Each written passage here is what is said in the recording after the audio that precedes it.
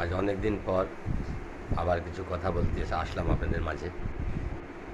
কালকে একটু গিয়েছিলাম 15-20 কিলোমিটার দূরে আমার শালির বাড়িতে ঘুরতে।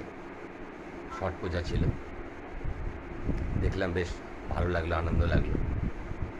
শালির বাড়ি বুলবুলি, ওখানে তো বুলবুলির মা কালী বহুত বিখ্যাত। প্রচুর বড় মেলা দেখলাম, ঘুরে আসলাম।